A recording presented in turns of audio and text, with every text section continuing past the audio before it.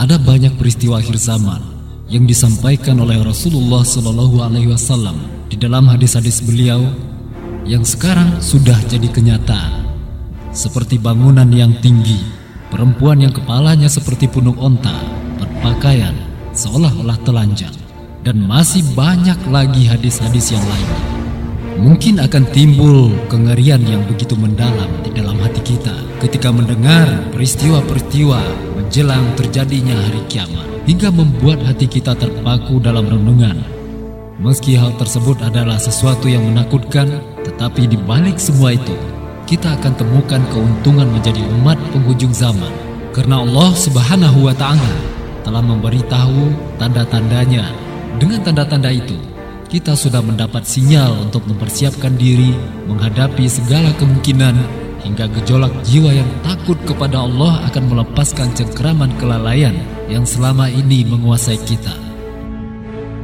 Bisa jadi ada yang berkata ini cuma mengada-ngada dan seolah tahu dengan apa yang akan terjadi di masa depan. Tapi ini bukan semata-mata keluar dari pikiran orang yang menyampaikan, tapi berdasarkan Al-Quran dan hadis. Kita memaknai ayat dan hadis bukan sebatas tekstual.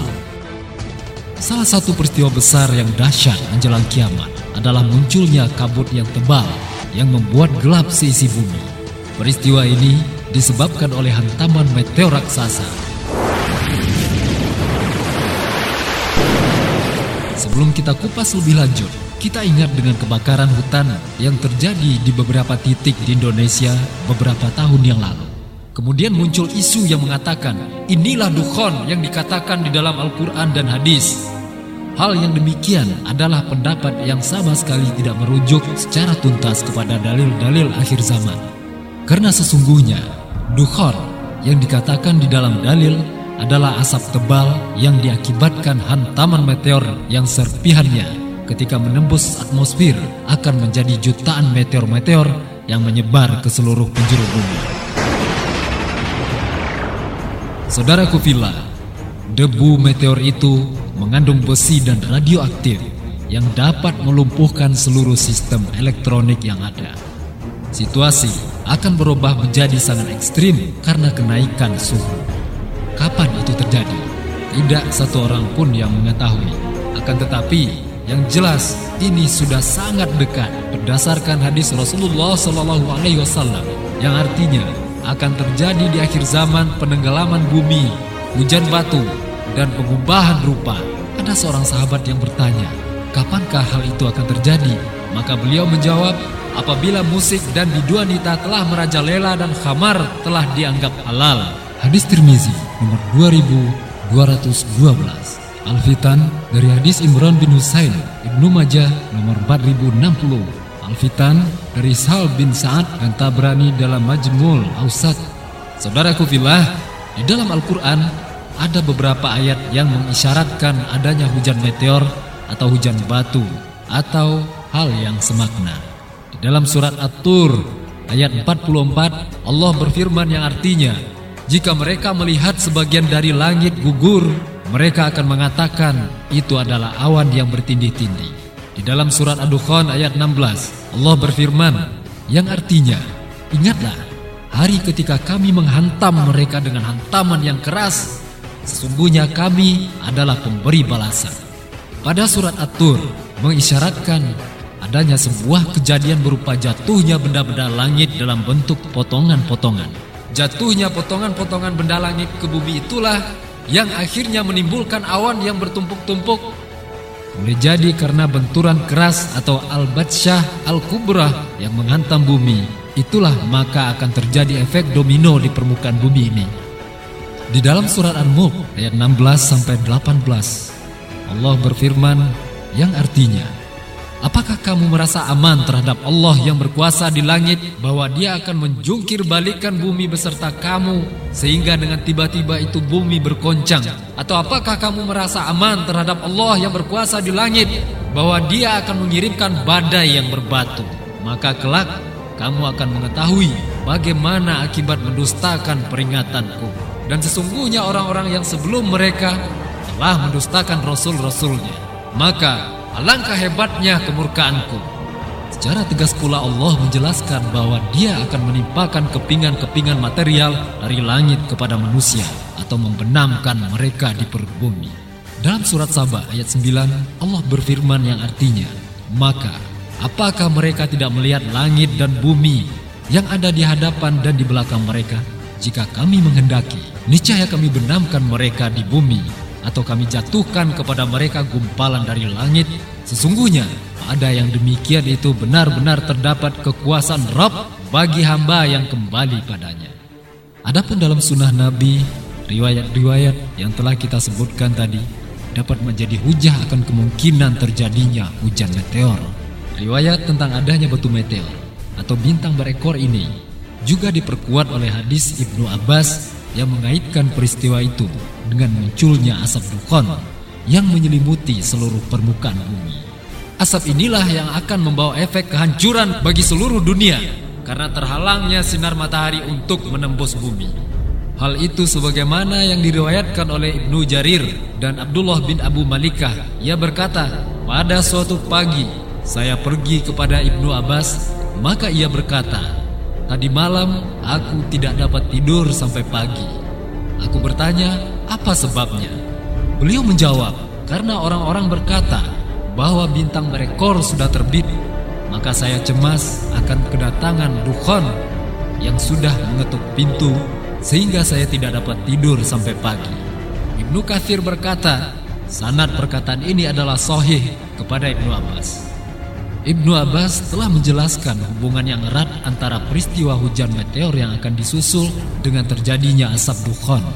Bila seluruh isyarat Qur'aniyah dan Nabawiyah di atas kita kombinasikan, maka akan kita temukan hubungan yang erat, yaitu sebuah fenomena akhir zaman berupa goncangan bumi, gempa yang dahsyat, hujan meteor, badai batu dan kepingan-kepingan material yang jatuh dari langit, asap dukhan yang menyelimuti bumi, dan perubahan wajah manusia. Saudaraku fillah, perkiraan sementara dari apa yang telah kita bahas mungkin akan terjadi di akhir zaman tentang hujan meteor yang akan mengimbas pada terjadinya pemanasan global secara ekstrim. Hantaman yang keras berupa jatuhnya batu-batu meteor itu akan menimbulkan ledakan yang hebat di bumi, sehingga menimbulkan kebakaran yang hebat pada lokasi yang berdekatan dengan jatuhnya meteor tersebut. Hantaman meteor itu akan menimbulkan gempa bumi yang dahsyat, yang karenanya terjadilah kehancuran massal, tentu berdampak kepada kerusakan yang sangat fatal. Semua fasilitas dan bangunan, teknologi, transportasi dan komunikasi musnah semuanya, seperti yang kita lihat di film Armageddon dan Kiamat 2012. Hantaman keras itu juga akan menimbulkan cekungan yang dalam dan lebar di permukaan bumi, sehingga tanah bekas cekungan tersebut menjadi debu-debu yang bertebangan. Karena batu-batu meteor itu mempunyai massa yang sangat berat, juga kecepatan hantaman yang sangat tinggi hingga mencapai 30 km per detik. Setelah menimbulkan cekungan yang berefek pada munculnya debu-debu yang bertebangan, maka efek selanjutnya adalah munculnya gelombang panas. Suhu udara naik setinggi ratusan kaki dan mengelilingi bola bumi dengan kecepatan 800 km per jam. Hal ini terjadi bila asteroid itu jatuh pada darat. Pada saat itu, suasana gelap gulita selama 40 hari.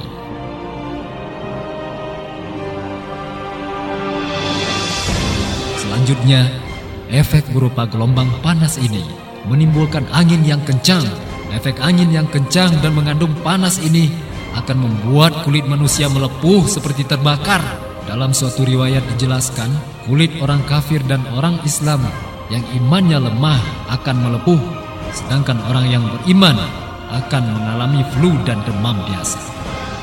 Tanaman dan tumbuhan, termasuk binatang ternak, tentu saja akan mati. Saat itu akan mengalami kelaparan yang hebat akibat hancurnya seluruh kebutuhan pangan manusia. Masa-masa itu tentu saja memiliki hubungan yang sangat erat dengan fase keluarnya Dajjal yang akan didahului dengan 3 tahun kekeringan.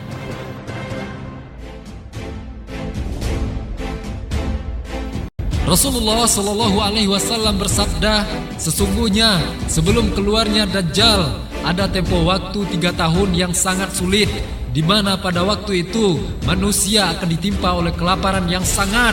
Allah memerintahkan kepada langit pada tahun pertama darinya untuk menahan 1/3 dari hujannya, dan memerintahkan kepada bumi untuk menahan 1/3 dari tanamannya. Kemudian Allah memerintahkan kepada langit pada tahun kedua darinya agar menahan 2/3 dari hujannya, dan memerintahkan bumi untuk menahan 2/3 dari tanamannya.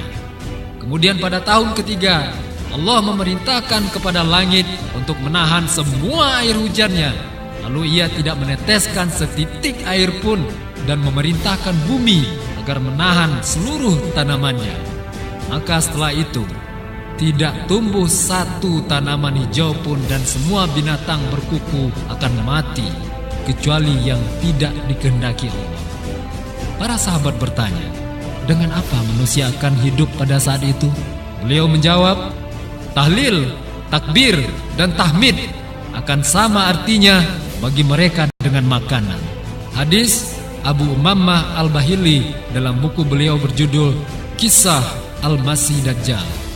Semoga menjadi renungan buat kita semuanya, dan semoga kita bisa memperkuat iman di dalam hati kita. Semoga kita bisa meningkatkan ibadah kita, mengakhiri permusuhan, menghentikan pikiran-pikiran duniawi, menyadarkan kita daripada mabuk dunia, meninggalkan segala perkara tidak berguna, serta menyia-nyiakan ibadah.